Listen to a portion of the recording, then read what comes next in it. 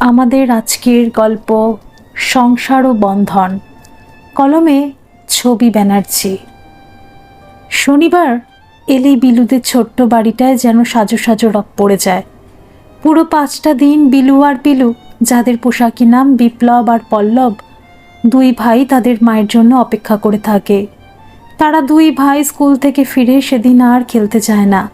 ছোট্ট বাড়িটাকে যতটা সম্ভব পরিষ্কার পরিচ্ছন্ন করেই রাখে।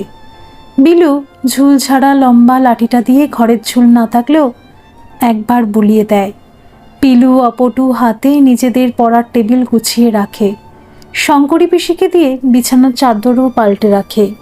তাদের মা অপরিচ্ছন্নতা একদম পছন্দ করে না। অনুরাধার এক চিলতে সবজি গাছগুলোতে এক আধ দিনের জন্য জল দিতে ভুলে গেলেও শনিবার ওদের কিছুতেই ভুল হয় না। 6 বছর ধরে মৈনাক অনুরাধার সংসারে এই চিত্র। অনুরাধা স্কুলে তিনবার পরীক্ষা দিয়ে চাকরি যদি বা পেল, সেটা মুর্শিদাবাদের এক গ্রামের স্কুলে। তখন বড় ছেলে বিলুর বয়স 6 আর পিলুর বয়স 4। দুটো ছোট বাচ্চা, স্বামী সংসার ফেলে অত দূরে চাকরি করতে যেতে অনুরাধার একেবারেই ইচ্ছে ছিল না, যদিও চাকরিটা এই সংসারের জন্য খুব দরকার ছিল। মৈনাককে মাইনের একটা অংশ দেশের বাড়িতেই পাঠাতে হয়। ভিটে আর পরিবারের প্রতি মৈনাকের সীমাহীন টান। দেশে তার বাবা মা, অকৃতদার এক দাদা প্রবাল, বেকার ভাই শৈবাল ছাড়াও এক নিঃসন্তান বিধবা পিসি আছে। গ্রামে একটা ছোট মুদির দোকান আর বেকার ভাইয়ের টিউশন থেকেই সংসারটা কোনো রকমে চললেও আনুষঙ্গিক খরচে টান পড়ত। কোনো মাসে যদি টাকার অঙ্ক কম হতো, তখন দেশ থেকে হাজারটা অভিযোগে ভর্তি মায়ের দীর্ঘ চিঠি আসত। মৈনাক কলকাতায় একটা কোম্পানিতে মোটামুটি ভদ্রস্থ মাইনের চাকরি করে। আগে মৈনাক মেডিকেল রিপ্রেজেন্টেটিভের চাকরি করত।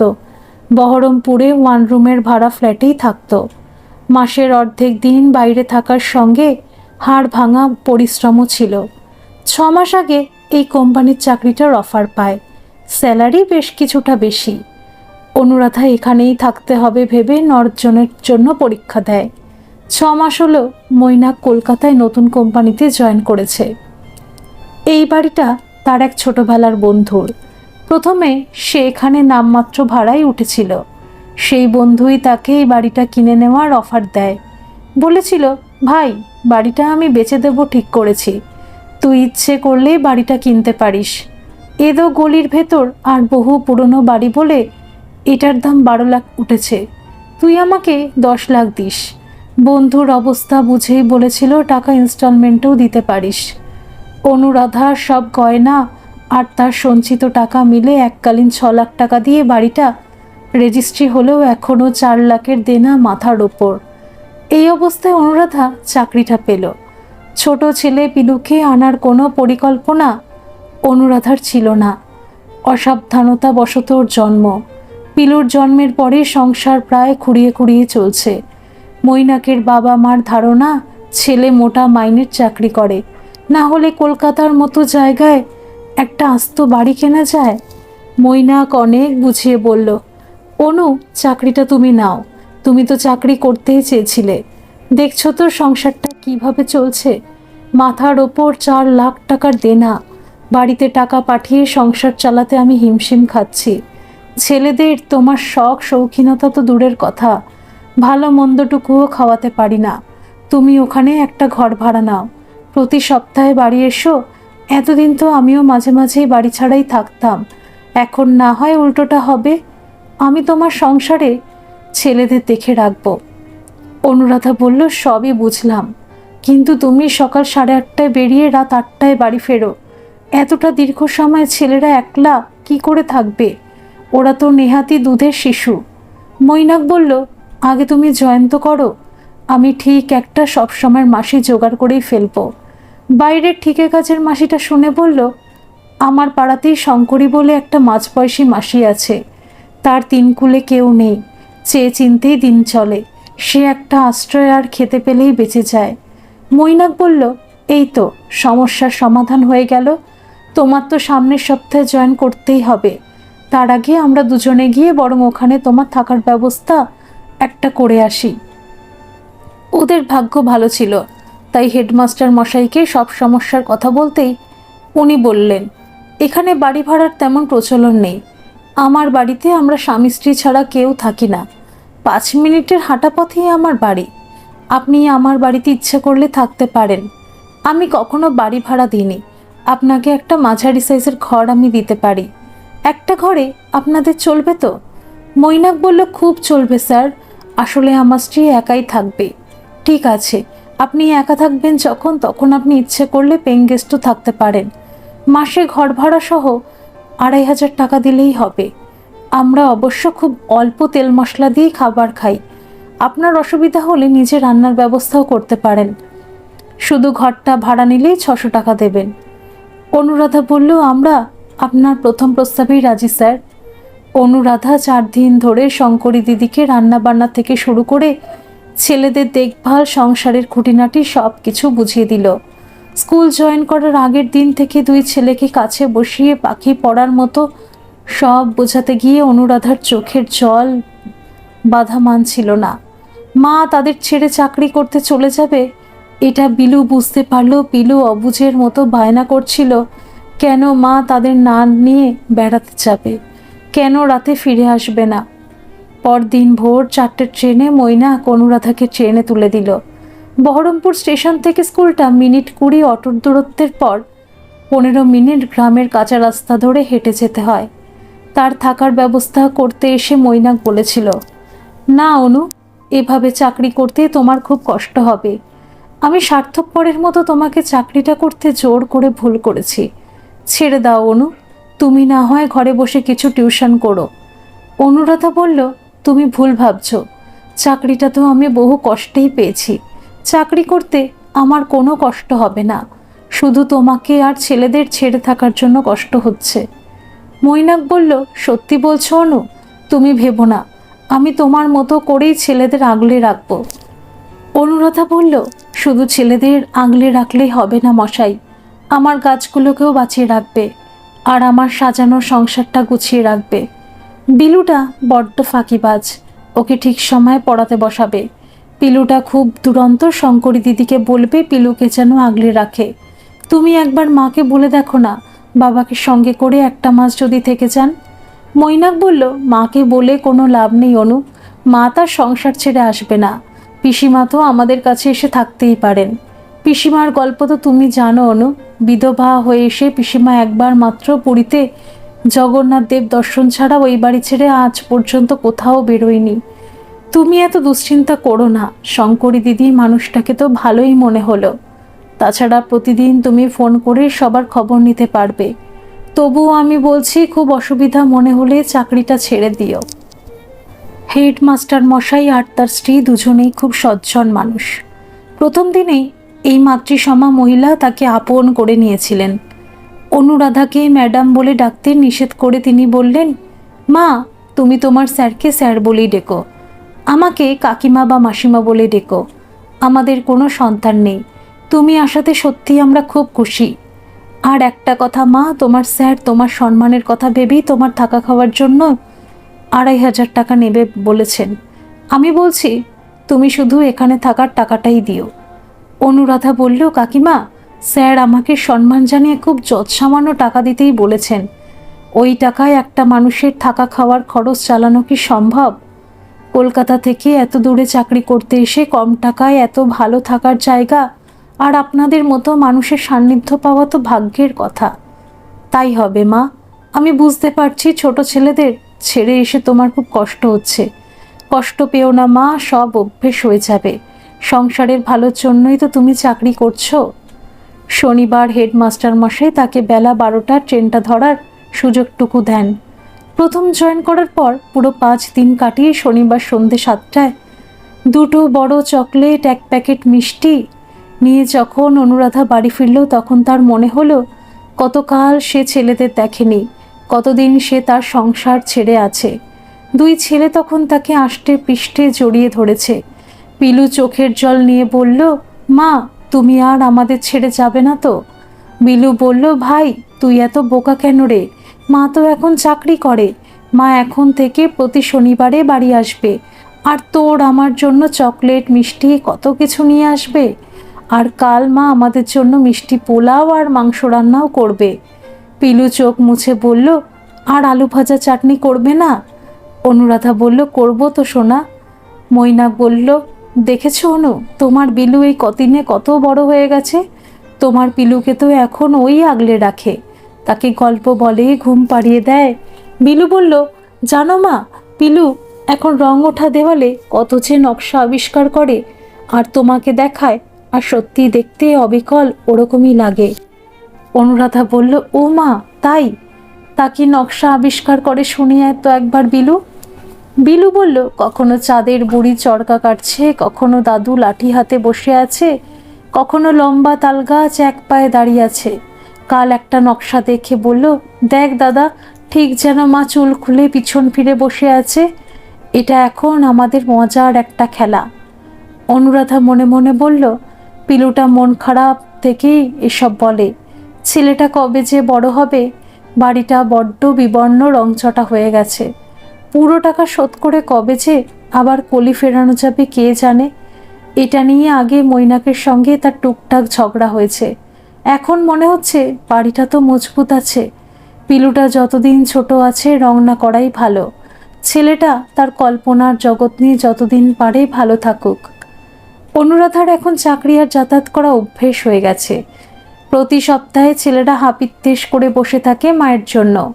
পিলু, কি এনেছো আমাদের জন্য বলে যখন ব্যাগ ধরে টানাটানি করে অনুরাধার মনটা, তখন অনাবিল আনন্দে ভরে যায়।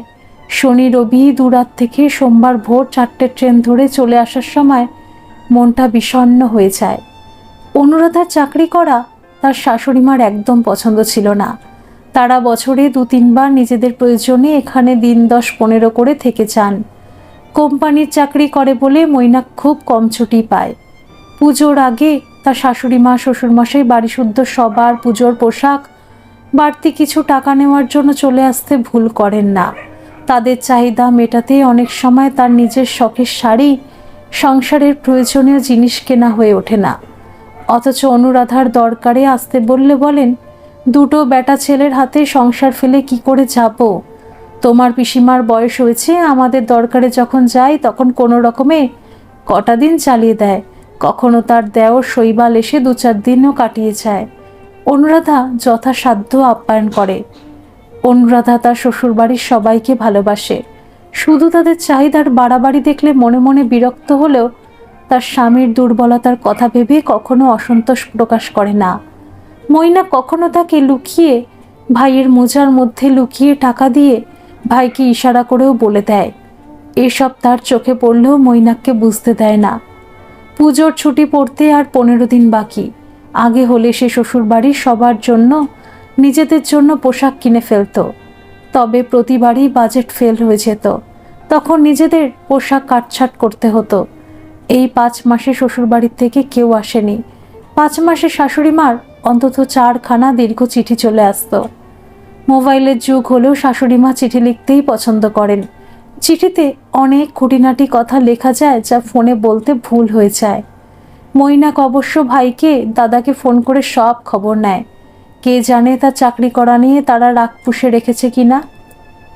এক শনিবার অনুরাধা বাড়ি ঢুকেই দেখলো শ্বশুর শাশুড়ি কোনো খবর না দিয়ে এসে গেছেন। শাশুড়িমা তাকে আক্রমণ করার জন্য প্রস্তুত হয়েই ছিলেন। তাকে দেখে বললেন, বেটা ছেলের মতো চাকরি করে সপ্তাহান্তে এভাবেই বাড়ি ফেরো বুঝি। শ্বশুর মশাই মৃদু আপত্তি জানালে শাশুড়িমা তাকে ধমকে চুপ করিয়ে দিয়ে বললেন, কোনো মা এমন নির্দয়ের মতো দুধের বাচ্চাদের ছেড়ে থাকতে পারে? তোমার বিদেশ বিভুয়ে চাকরি করার কি দরকার ছিল? আমার ছেলে কি তোমার খাওয়া পড়ার অভাব রেখেছিল? বিয়ের পর 3টে মাসও শ্বশুর ঘর করলে না, শুধু স্বাধীনভাবে ঘর সংসার করবে বলে ছেলেকে ইন্ধন দিয়ে তাকে বগল দাবা করে নিয়ে চলে এসেছিলে বহরমপুরে। সেটাও না হয় মেনে নিয়েছিলাম। এখন কি একলা চড়ে বেড়াবোর জন্য ঘর সংসার চুলোয় দিয়ে অত দূরে চাকরি নিলে? মৈনাক বলল, মা, আমি ছোট ছেলে নই যে অনু আমাকে বগল দাবা করে নিয়ে আসবে। আর অনুকে এই চাকরিটা করার জন্য আমি জোর করেছি। সে এত দূর বলে এই চাকরিটা করতে চায়নি। অনু চাকরিটা না করলে তোমাদের টাকা পাঠানো আর বাড়ির দেনা শোধ করা আমার পক্ষে সম্ভব ছিল না। শাশুড়ি মা বললেন, দেশে অত বড় বাড়ি থাকতে কলকাতায় বাড়ি কেনা তো দরকার ছিল না বাবা। সংসারটা এক জায়গায় থাকলে তোর মাইনেতেই দিব্যি চলে যেত। তুই মাসে 2বার বাড়ি যেতে পারতিস। কত ছেলেই তো এভাবেই সংসার করছে। এখন বউয়ের মাসে 4বার বেটা ছেলের মতো বাড়ি আসা দিব্যি মেনে নিচ্ছিস। বাড়ি কেনার জন্য মোটা টাকা খরচ করতে পারলি, অথচ আমি যখন মুদিখানার দোকানটা বড় করার জন্য তোকে কিছু টাকা চাইলাম, তখন এটা ওটা বাহানা দিয়ে দিলি না। বউয়ের চাকরি করাতে আমাদের কি এমন হাতি ঘোড়া লাভ হচ্ছে শুনি? সেই তো বরাদ্দ টাকাই পাঠাচ্ছিস। মৈনাক বলল, মা, বাড়ির দেনাটা শোধ না হওয়া পর্যন্ত এর বেশি আমি দিতে পারবো না। তুমি আর বাবা বরং এখানেই থেকে যাও।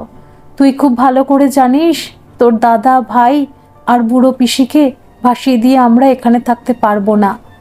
জানি ছোট ছেলেটার একটা গতি হলে সেও বিয়ে করে বউ নিয়ে উড়ে যাবে। বড়টা তো আধা সন্ন্যাসী হয়েই থাকলো, সবই আমার কপাল। যাকগে, পুজোর জামা কাপড় কেনা হয়েছে। আমরা এবারে 2 দিনের বেশি থাকতে পারবো না। তোর পিসির শরীরটা ভালো যাচ্ছে না, তাকে গিয়েই ডাক্তার দেখাতে হবে। অনুরাধা বলল, চাটা দিয়ে বলল, মা, এবারে পুজোর পোশাক কেনার সময় পাইনি। ছেলেদেরটা পঞ্চমীর দিন কিনবো ভাবছি। আপনাদের ছেলে পুজোর পোশাক কেনার টাকা আর পিসিমাকে ডাক্তার দেখানোর টাকা দিয়ে দেবে। শাশুড়ি মা বললেন, আর তুমি কি দেবে? এখন তো তুমিও রোজগেরে বউ। অনুরাধা বলল, আমার টাকা আমি আলাদা মনে করি না মা, ও টাকা আমাদের দুজনের টাকা। আমরা এবারে পুজোর সময় দেশের বাড়ি যাব, তখন আপনাদের জন্য আমরা উপহার নিয়ে যাব। শাশুড়ি মা খুশি হয়ে বললেন, বৌমা, রাগের মাথায় 2-4টে ভালো মন্দ কথা বলে ফেলেছি, তুমি কিছু মনে করো না মা। রাতে শোবার সময় মৈনাক বলল, অনু, আমি জানি মায়ের কথায় তুমি কষ্ট পেয়েছ। আমি মায়ের হয়ে তোমার কাছে ক্ষমা চাইছি। অনুরাধা বলল, মৈনাক, আমি সত্যি মায়ের কথায় কষ্ট পেয়েছিলাম, কিন্তু আমার হয়ে তোমার প্রতিবাদ করা দেখে আমার মনটা ভালো লাগায় ভরে গেছে। তোমার মতো স্বামী যার পাশে থাকে সে সবার দেওয়া কষ্টকে জয় করতে পারে।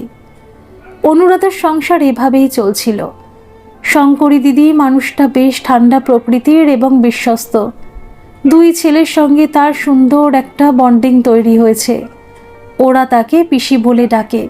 তাদের সব আবদার দুষ্টুমি সে হাসি মুখেই সামলায়। দেখতে দেখতে তার চাকরি করা প্রায় 5 বছরের ওপর হয়ে গেল। হেডমাস্টার মশাইয়ের এবং অন্যান্য সহকর্মীদের সহযোগিতায় তার চাকরি জীবনটা সুন্দর গতিতে চলছিল। বিলু এখন অনেকটা বড় হয়েছে। বাড়িটার দেনাও শোধ হয়ে গেছে। সামান্য হলেও কিছু সঞ্চয় হয়েছে। এবারের পুজোর ছুটিটা যেন খুব তাড়াতাড়ি শেষ হয়ে গেল। কয়েকদিন দেশের বাড়ি গিয়ে ছেলেরাও খুব হইচই করেই পুজো কাটালো। আবার গতানুগতিক জীবন শুরু হলো। পুজোর 2 মাস পর হঠাৎ বাড়ি থেকে শৈবাল ফোন করে জানালো, পিসিমা গতকাল মারা গেছেন। তার শ্রাদ্ধ শান্তি পারলৌকিক কাজের দিন আবার 2 দিনের জন্য তারা সপরিবারে দেশের বাড়ি গেল। যথারীতি মৈনাকের মোটা টাকাও খরচ হলো। 1 সাতেক আগে কলকাতা থেকে তাদের স্কুলে একটা অল্প বয়সী ইংরাজি শিক্ষক জয়েন করলো। সুদর্শন, হাসি খুশি মিশুকে ছেলে। স্টাফ রুমে হেডমাস্টার মশাই সবার সঙ্গে পরিচয় করিয়ে দিচ্ছিলেন। তার সঙ্গে পরিচয় করানোর সময় ছেলেটি খানিকক্ষণ হাঁ করে তার মুখের দিকেই তাকিয়েছিল। অনুরাধার খুব অস্বস্তি হচ্ছিল। সে তাড়াতাড়ি নমস্কার করে বলল, আমি অনুরাধা মিত্র। ছেলেটি চমকে গিয়ে বলল, নমস্কার, আমি অয়নদীপ বাসু। আমাকে অয়ন বলে ডাকতে পারেন। অনুরাধা অস্বস্তি কাটানোর জন্য বলল, আপনি কি ডেলি প্যাসেঞ্জারই করবেন? না ম্যাডাম, আমি একজন পরিচিতের মাধ্যমে মাথা গোজার একটা আস্তানা জোগাড় করেই ফেলেছি। কয়েকদিনের মধ্যে অয়ন ছাত্রছাত্রীদের সঙ্গে সবার প্রিয় পাত্র হয়ে উঠল। তার ব্যবহার দেখে মনেই হয় না যে সে সবে মাত্র স্কুলে জয়েন করেছে। তার প্রাণ খোলা হাসি আর মজার মজার গল্প শুনে সবাই খুশি। অনুরাধারও খুব ভালো লাগতো প্রাণবন্ত হাসি খুশি এই ছেলেটিকে। যদিও প্রথম দিনে তার দিকে অদ্ভুতভাবে তাকিয়ে থাকাটা তার কাছে অস্বস্তির ছিল। শনিবার অনুরাধা স্টেশনে পৌঁছে অয়নকে দেখে বলল, কি ব্যাপার আপনি? অয়ন বলল, হ্যাঁ আমিও তো বাড়ি যাব। কি ভাবছেন হেডমাস্টার মশাইকে ম্যানেজ করে ফেলেছি? আসলে এই স্কুলে আপনি আর আমি কলকাতা থেকে এসেছি, তাই উনি এই অনুমতিটুকু আমাকেও দিয়েছেন। চলুন, ট্রেন ঢুকছে। অনুরাধা ট্রেনে গুছিয়ে বসে বলল, ভালোই হলো, আপনার সঙ্গে একটু আলাদা কথা বলা আমার দরকার ছিল। অয়ন বলল, কি সৌভাগ্য আমার, বলুন অনুরাধা, কি বলতে চান? অনুরাধা বলল, আপনি আমার নাম ধরে ডাকেন কেন বলুন তো? আর সব কলিগদের কি নাম ধরে ডাকেন? ও, এই কথা। আমি কলিগদের মধ্যে একজন সিনিয়র টিচার ছাড়া বাকিদের নাম ধরে বাবু বলি, কাউকে টাইটেল ধরে বাবু বলেই ডাকি। শুধু দুজন সিনিয়র মহিলাকে দিদি বলি। অনুরাধা বলল, আরও একদিন আমার ছোট টিপ পড়া নিয়ে আপনি আমাকে অস্বস্তিতে ফেলেছিলেন।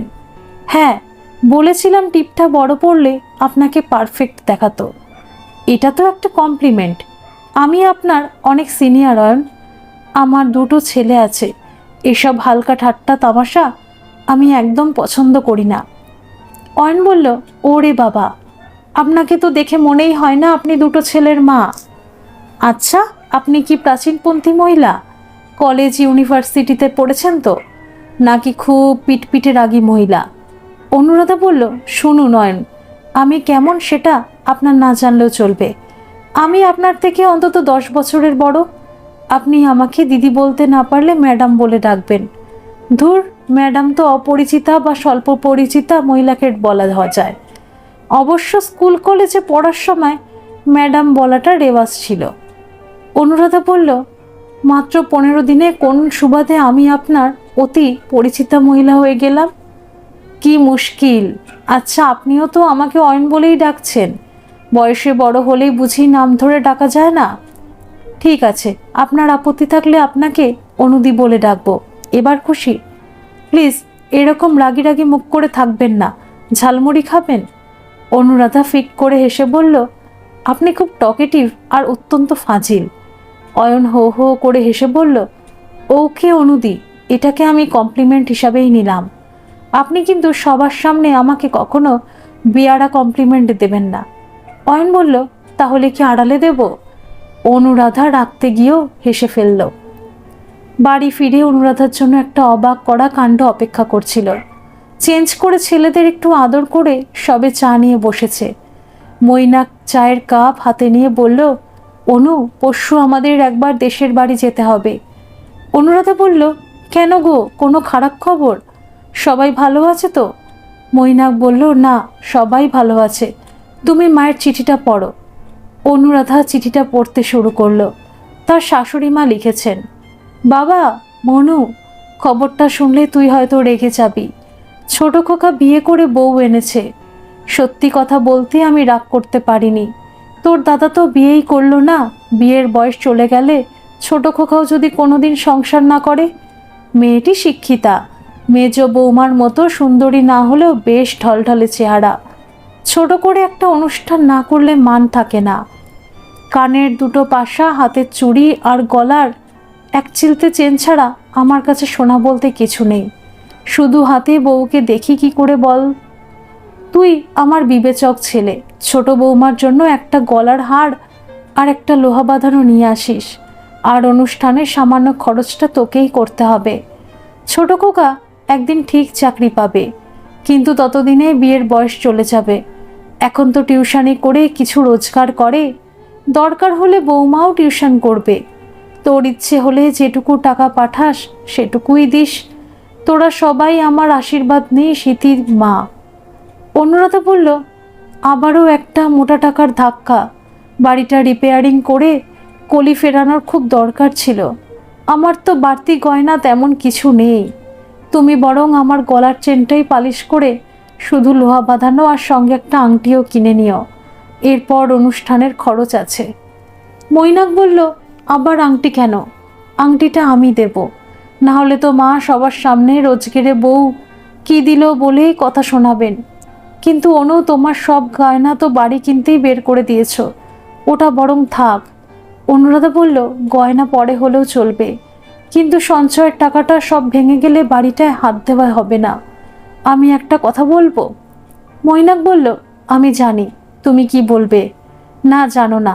দেখো, বাবা মায়ের দায়িত্ব নেওয়া তোমার কর্তব্য। তোমার দাদা আর ভাইয়ের দায়িত্ব তোমাকে নিতে হবে। আমাদের ছেলেদেরও তো ভবিষ্যৎ আছে। তোমার ভাই বিয়ে করেছে তার নিজের দায়িত্বে।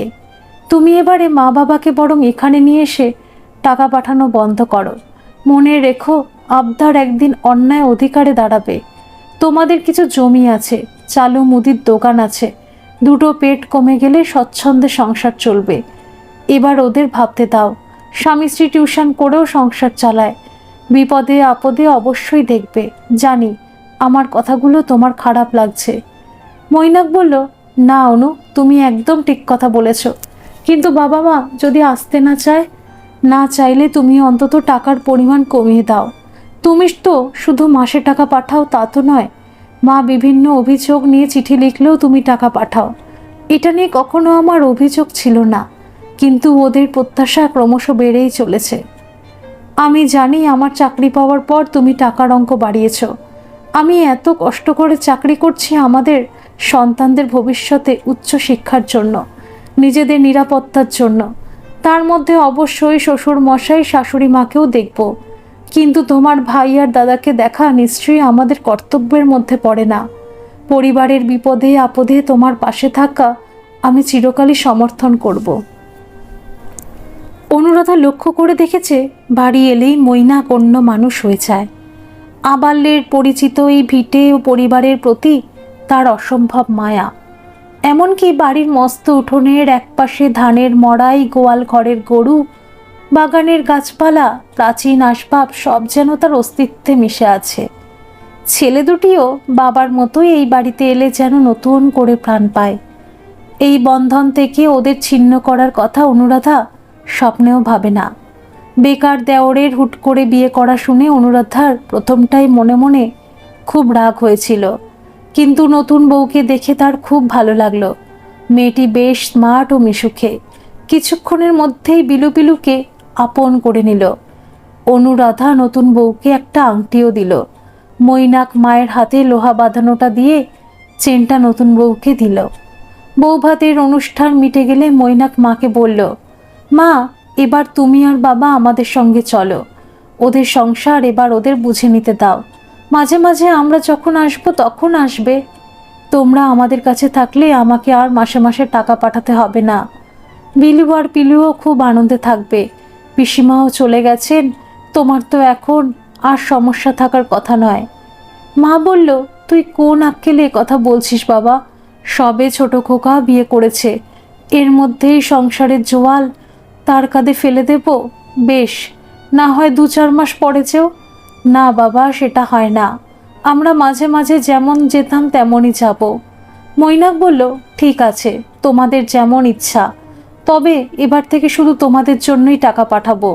মোটা টাকার পাঠানো আমার পক্ষে সম্ভব নয়। এসব কথা তোর না, বৌমার। তোর মাথার ওপর বসে সেই ছড়ি ঘোরাচ্ছে, এটা আমি বেশ বুঝতে পারছি বাবা।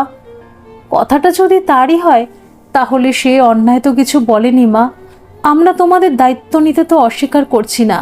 ভাই শুধু টিউশনের ওপর নির্ভর করে হুট করে বিয়ে করলো যখন, তখন সব বুঝেই নিশ্চয়ই করেছে। মা বলল, ওরা অনেক দিন ধরে দুজন দুজনকে ভালোবাসে। মেয়েটার কতদিন অপেক্ষা করবে? মেয়েটা ভালো বলেই তোর বেকার ভাইকে বিয়ে করতে রাজি হয়েছে। আর পাল্টি ঘর শিক্ষিতা মেয়ে বলে আমিও রাজি হয়েছি। মৈনাক বলল, দেখো মা, দুজন সাবালক ছেলে মেয়ে নিজের পছন্দে বিয়ে করেছে, এতে আমার কোনো আপত্তি নেই। কিন্তু তুমি যদি আমার আর অনুর চাকরির ওপর ভরসা করে বিয়েতে রাজি হয়ে থাকো, তাহলে ভুল ভেবেছ। তুমি একদিন অনুর চাকরি করা নিয়ে ওকে যাচ্ছে তাই ভাবে কথা শুনিয়েছিলে। তার কষ্ট করে রোজগারের টাকা আমি কোনোভাবেই এই সংসারের জন্য চাইতে পারবো না। মা এবার একটু সুর নরম করে বলল, তুই তো এই সংসারের মাথা মনু। তোর ভাই দাদা এরা তো সবাই তো নিজের রক্ত। ওরা না হয় সেভাবে প্রতিষ্ঠিত হতে পারেনি, কিন্তু তুই তো আমার কৃতি ছেলে। তাই বলে ওদের পাশে তুই থাকবি না? আর কটা মাস যেমন টাকা দিচ্ছিলি দে বাবা। ছোট বৌমাও চাকরির চেষ্টা করছে। ছোট খোকা ওকেও কিছু টিউশন জোগাড় করে দেবেই বলেছে। অন্তত সেই কিছু টিউশন করা পর্যন্ত দে। মৈনাকের মাকে এসব কথা বলে খুব খারাপ লাগছিল। অনুরাধা তাকে যুক্তি দিয়ে বোঝালেও তার ওপর অকারণেই প্রচ্ছন্ন অভিমানও হচ্ছিল। একটু চুপ করে থেকে মৈনাক বলল, বেশ, তাই হবে মা। অনুরাধার ফেরার সময় দেওর আর নতুন বউ সুতপাকে কলকাতায় বেড়াতে আসার নিমন্ত্রণ জানিয়ে এসেছিল। পরপর দুদিন স্কুল কামাই হলো। হেডমাস্টার মশাইকে তার সমস্যার কথা জানিয়ে ফোন করেছিল।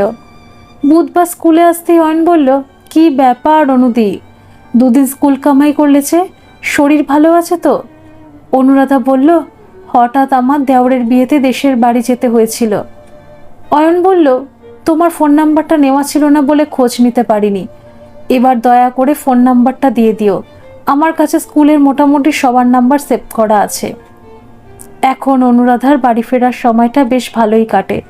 সারাটা রাস্তা অয়ন বকবক করতে করতেই আসে। কয়েকবার যাওয়া আসার সুবাদে ওরা এখন পরস্পরকে তুমি করেই ডাকে। অয়নের 3 বছর বয়সে মা মারা যায়, বাবা আর দ্বিতীয় বিয়েও করেনি। এসব কথা অয়নই বলেছে। অয়ন মাঝে মাঝে ঠাট্টা করে উল্টোপাল্টা মন্তব্য করলেও অল্প বয়সে মাতৃহারা ছেলেটার ওপর বেশিক্ষণ রাগ করে থাকতে পারে না। সেও অকপটে তার স্বামী, ছেলেও তার সংসারের, দেশের বাড়ির গল্পও করেছে। এমনকি তার বাগানের কথা, শঙ্করী দিদির কথাও বলেছে। তার 2 ছেলে গাছগুলোর কেমন পরিচর্যা করে, বেগুন, কাঁচা লঙ্কা, ঢেঁড়স, পুঁইডাঁটা ফলিয়েছে, সেসব খুঁটিনাটিও গল্পও করে। পরের শনিবার বাড়ি ফিরলে মৈনাক বলল, কাল শৈবাল আর নতুন বউ আসছে। অনুরাধা বলল, রবিবার দেখে আমি আসতে বলেছিলাম, তুমি কাল সকাল সকাল মাছ, মাংস, মিষ্টি, দই আর 2 রকমের মিষ্টি এনো, রান্নাটা আমিই করব। আর হ্যাঁ, একটা সিল্কের শাড়িও এনো, শৈবালের পোশাক কেনার জন্য 1000 টাকা দিও। মৈনাক খুব খুশি হলো, কিন্তু মুখে বলল, এই তো সবে খরচ করে এলাম অনু। আহা, নতুন বউ প্রথম আমাদের বাড়ি আসছে, তাকে সম্মান করে শাড়ি দেওয়াটা রীতি। সংসারে লৌকিকতা রীতি সবাইকে সাধ্য মতো মানতে হয়, কিন্তু তোমাদের গোটা সংসারের দায়বদ্ধতা থেকে আমি এবার মুক্তি চাই। মৈনাক বলল, আমি মনে রাখবো অনু, শুধু কয়েকটা মাস সময় দাও, মাঝে মাঝে আমার নিজেকে বড় অসহায় লাগে। অনুরাধা বলল, মৈনাক, তোমার অসহায় লাগার কারণটা আমি বুঝতে পারছি। তোমার একার চাকরিতে আমি সংসারটা ঠিক চালিয়ে নিতেই পারতাম, যদি না তুমি সাধ্যের বাইরে গিয়ে এতটা টাকা না পাঠাতে। হয়তো এতটা সচ্ছলভাবে চালাতে পারতাম না, কিন্তু সংসারটা তো তোমার আমার দুজনের। আমরা দুজন দুজনের পাশে থাকবো, এটা আমাদের অঙ্গীকার। কিন্তু আমি চাকরিটা নাই পেতেই পারতাম, তখন তোমার টাকাতেই আমাদের সংসার চালাতে হতো। পরিবারের পাশে দাঁড়ানো মানে কিন্তু বাবা মা ছাড়া নিয়মিত টাকা পাঠিয়ে অন্য কারোর দায়িত্ব নেওয়া নয়। ওরা এলে রাতে খাওয়া দাওয়ার পর অনুরাধা সুতপার হাতে শাড়িটা দিয়ে বলল, ভাই সুতপা, আমাকে কাল ভোরে বেরিয়ে যেতে হবে, তোমরা বরং এ সপ্তাহটা থেকেই যাও। শঙ্করী দিদি আছে, কোনো অসুবিধা হবে না। সুতপা বলল, দিদিভাই, আমরা বরং তোমার গরমের ছুটি পড়লে আবার আসবো। এখানে এসে তোমাদের আন্তরিকতায় আমরা খুব আনন্দ পেলাম। প্রায় 5 মাস হতে চলল অয়নের সঙ্গে অনুরাধা একসঙ্গেই বাড়ি ফেরে, কিন্তু ইদানিং অয়নের আচরণটা তার কাছে দুর্বোধ্য মনে হয়। সেদিন স্কুলে একজন টিচারের রিটায়ার্ডের জন্য হেডমাস্টার মশাই একটা ফেয়ারওয়েলের অনুষ্ঠান করেছিলেন। সেই অনুষ্ঠানে হেডমাস্টার মশাইয়ের সঙ্গে অন্য 2জন সিনিয়র টিচারও বক্তব্য রাখলেন। একজন টিচার রবীন্দ্রসঙ্গীত গাইলেন। অনুরাধাকে কিছু বলার জন্য ডাকলে অনুরাধা বলল, আমি বরং একটা রবীন্দ্রসঙ্গীত গাইছি। গান শেষ হওয়া মাত্র অয়ন উচ্ছ্বসিত হয়ে তার হাত দুটো জড়িয়ে ধরে বলল, অনুদি, দুর্দান্ত গাইলে তুমি। তুমি এত ভালো গান গাইতে পারো আমি কিন্তু অনুমান করেই ছিলাম। সবাই তাদের দিকে অদ্ভুত দৃষ্টিতেই চাইছিল। অনুরাধার ভীষণই অস্বস্তি হচ্ছিল, তবু বাড়ি ফেরার সময় অনের জন্য অপেক্ষাটা তার অভ্যেস হয়ে গিয়েছিল। একসঙ্গে হাঁটতে হাঁটতে অটো ধরে স্টেশনে আসা, ট্রেনের দীর্ঘ রাস্তা, গল্প করতে করতে বাড়ি ফিরতে কখন সময়টা পার হয়েছে তো বুঝতেই পারত না। অনুরাধা মাঝে মাঝে নিজের মনকেই প্রশ্ন করে, এটা কি তার শুধুই অভ্যেস, নাকি মাতৃহারা অয়নের ওপর তার গভীর এক টান ও ভালো লাগা।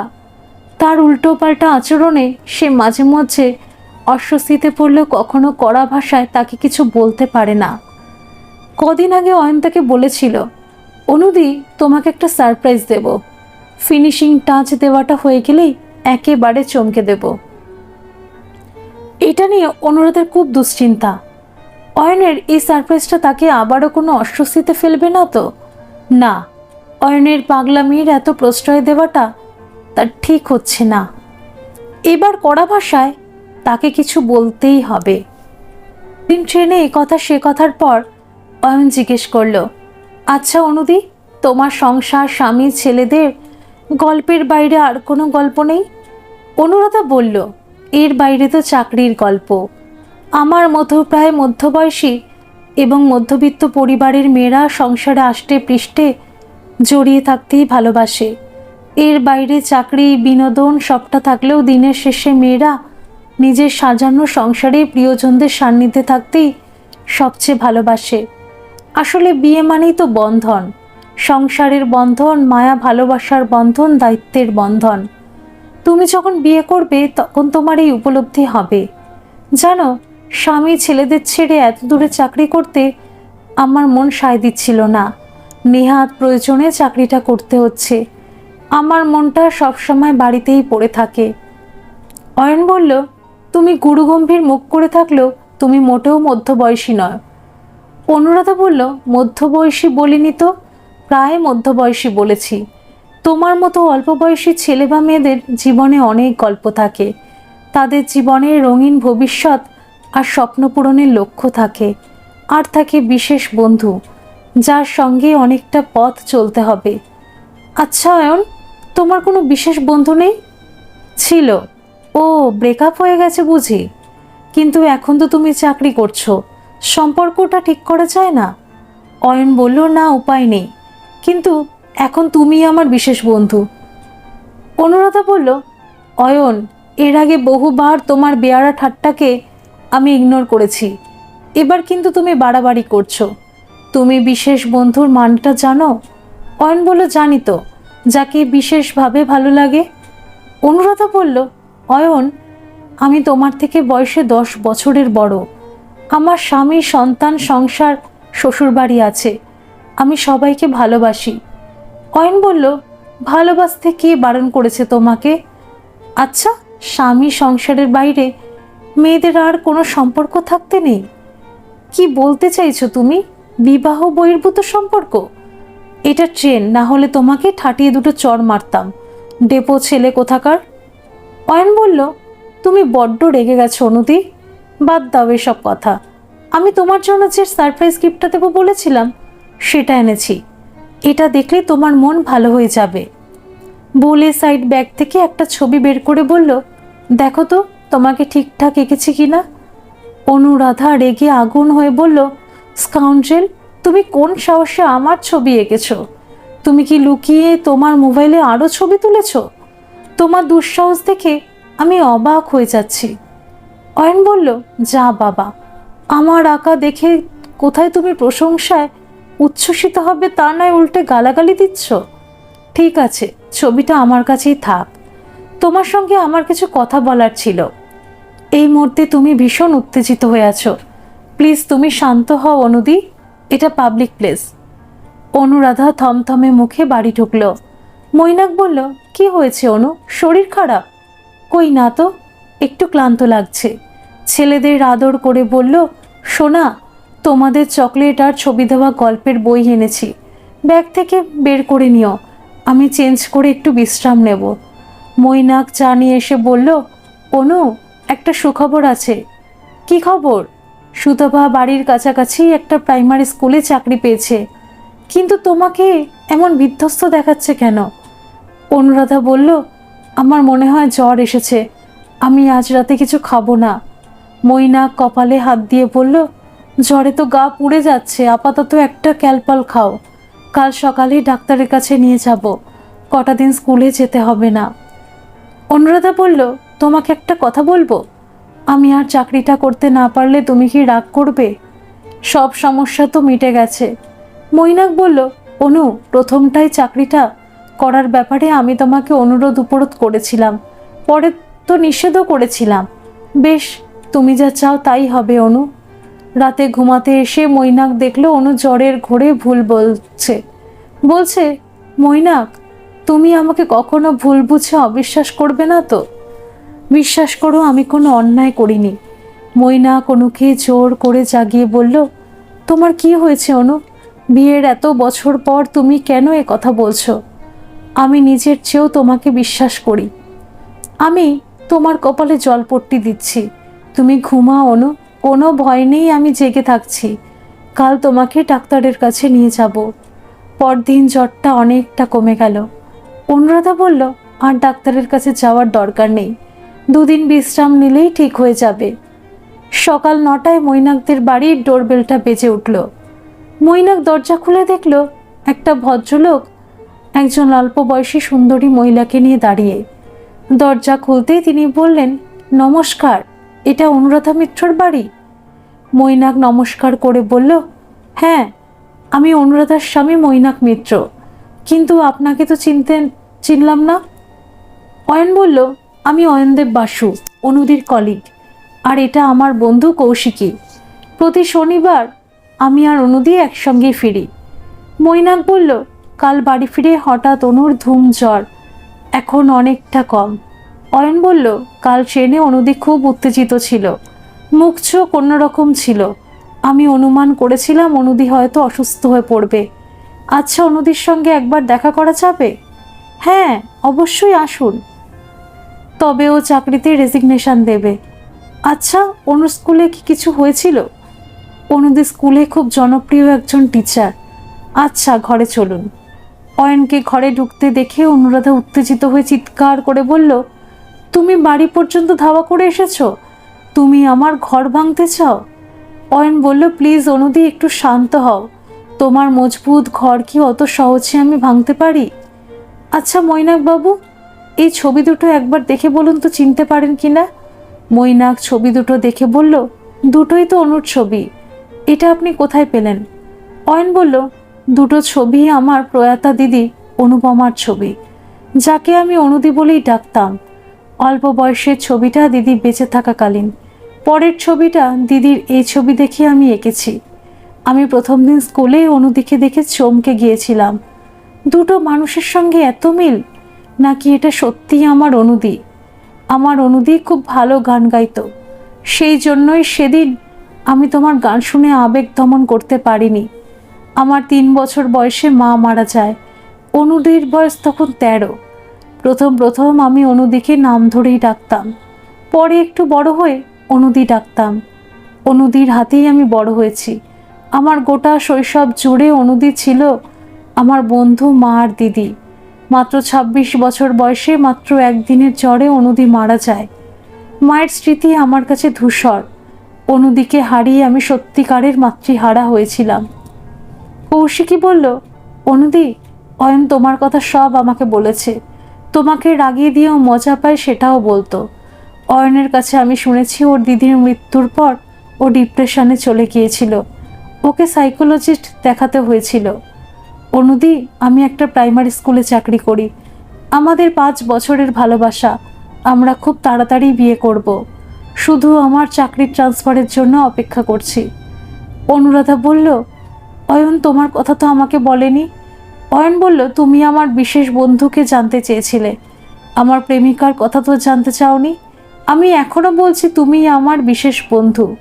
তোমাকে কাল ট্রেনে সবটা বলবো ভেবেছিলাম, কিন্তু তুমি পাগলের মতো এত রিয়েক্ট করলে আমি তো রীতিমতো ভয় পেয়ে গিয়েছিলাম। অনুদি, আমি ফাজিল, তোমার কথার ডেপোও বটে, কিন্তু স্কাউন্ড্রেল নই। শুধুমাত্র এই কারণে তুমি চাকরিতে রেজিগনেশন দেবে? তুমি জানো এই বাজারে একটা চাকরি পেতে কত কাঠখড় পোড়াতে হয়?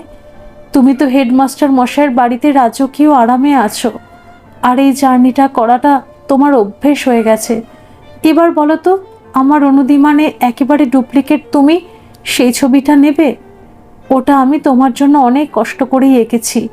আর একটা কথা স্বীকার করবে তো, মেয়েদের স্বামী সন্তানের বাইরেও অনেক ভালো লাগার মতো সম্পর্ক থাকে, ঠিক আমার মতো। তুমি তোমার স্বামী, সংসার, ছেলেদের গল্প আমার কাছে এতবার করেছো যে তোমার বর্ণনা শুনে আমি সবাইকে চিনে ফেলেছি। আমার অনুদিরও তো জীবন শুরু না হতেই শেষ হয়ে গেল, তাই বড্ড লোভ হতো তোমার সুখী সাজানো সংসারটা একবার দেখতে। আমি এখন দুটো ভাগ্নের মামা হতে পারি, অবশ্য যদি তুমি চাও। অনুরাধা বলল, তুই আমাকে ক্ষমা করে দে ভাই, তবে এখনো বলছি তুই একটা ফাজিল ছেলে। এই সম্পর্কটা আজীবন রাখবি তো? অয়ন বলল, কি বলি বলো তো, তোমায় হৃদ মাঝারে রাখবো, ছেড়ে দেব না? ছেড়ে দিলে অনুদিকে আর ফিরে পাবো না। মৈনাক বলল, অনুর কিন্তু ভাই নেই, ও একটাই মেয়ে। তাহলে আজ থেকে তুমি আমার একমাত্রই শালা। আজকের অনারে ব্রেকফাস্ট থেকে লাঞ্চ সব এখানেই করতে হবে কিন্তু। তোমার অনুদি খুব ভালো রান্না করে, আজ অবশ্য শঙ্করী দিয়ে রান্না খেতে হবে। অয়ন বলল, মৈনাক দা, আজ শুধু ব্রেকফাস্ট খাবো, সামনের রবিবার আমরা দুজনেই অনুদির রান্না খাবো। ধন্যবাদ সকল বন্ধুরা। এই গল্পটি যদি আপনাদের ভালো লেগে থাকে তাহলে অবশ্যই একটা লাইক করে দেবেন, আর এই চ্যানেলে নতুন হয়ে থাকলে চ্যানেলটিকে সাবস্ক্রাইব করে আমার পাশে থাকবেন, আর পাশে থাকা বেল আইকনটিকে প্রেস করে দেবেন যাতে সমস্ত গল্পের নোটিফিকেশানগুলি সবার প্রথমে আপনাদের কাছে পৌঁছে যায়।